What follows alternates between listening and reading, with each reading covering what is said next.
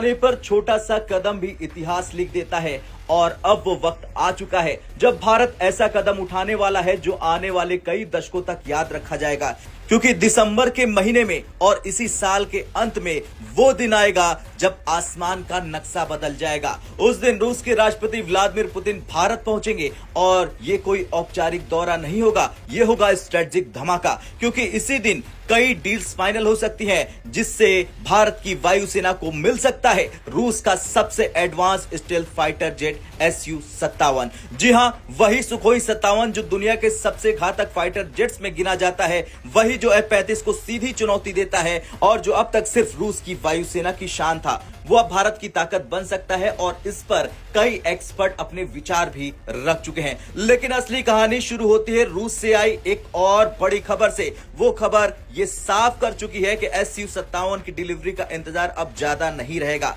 दरअसल रूस का पहला विदेशी ग्राहक अल्जीरिया इस साल दिसंबर के पहले हफ्ते में अपना पहला Su-57 बैच रिसीव करने जा रहा है। रिपोर्ट्स के मुताबिक इस पहले बैच में 3 से 5 स्टेल्थ जेट होंगे और अल्जीरियाई पायलट्स अभी रूस में ट्रेनिंग कर रहे हैं। अब जरा सोचिए, रूस ने अल्जीरिया से डील इसी साल की शुरुआत में की थी और साल खत्म होने से पहले डिलीवरी भी। इसका मतलब है कि अगर भारत रूस डील दिसंबर में साइन हो जाती है तो भारत को भी पहला Su-57 12 महीने के अंदर मिल सकता है, यानी 2026 में भारत के आसमान में पहला स्टेल्थ Su-57 गरजेगा। हालांकि अभी यह विचाराधीन है, इसमें अभी विचार किया जा रहा है और भारत ने अभी तक इस पे कोई जानकारी स्पष्ट रूप से दी नहीं है।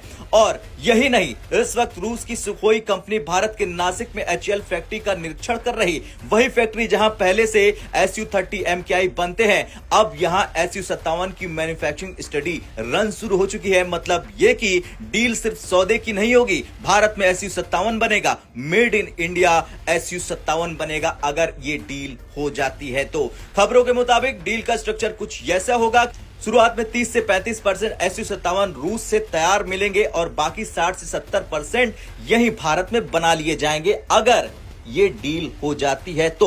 मतलब जब तक पहला बैच रूस से उड़कर आएगा तब तक भारत में फैक्ट्री पूरी तरह तैयार हो जाएगी। दोनों देशों के बीच ये सहयोग एक नई औद्योगिक ताकत की शुरुआत है। और सोचिए, जब भारत के आसमान में Su-57 गरजेगा तो दुश्मनों के रडार पर वो दिखेगा ही नहीं। चीन का J-20 हो या पाकिस्तान का F-16, सबके लिए ये अदृश्य रडार बन जाएगा, क्योंकि अब भारत के पास होगी वो ताकत जो सिर्फ देखी नहीं महसूस की जाएगी। लेकिन ये कहानी सिर्फ हथियारों की नहीं, ये कहानी दोस्ती और भरोसे की है। भारत और रूस ने हमेशा एक दूसरे पर मुश्किल वक्त में भरोसा दिखाया है और जब यह भरोसा टेक्नोलॉजी और रणनीति में बदल रहा, जब पूरी दुनिया भारत रूस रिश्तों पर सवाल उठा रही, तब रूस ने कहा भारत हमारा सबसे विश्वसनीय पार्टनर है। और अब पुतिन का यह दौरा उस भरोसे की मुहर बनने जा रहा है। तो याद रखिए, दिसंबर 2025 जब पुतिन भारत आएंगे, जब दोनों नेता एक साथ हाथ मिलाएंगे और जब भारत रूस इतिहास की नई किताब लिखेंगे। एक तरफ अल्जीरिया को मिली Su-57 की पहली डिलीवरी,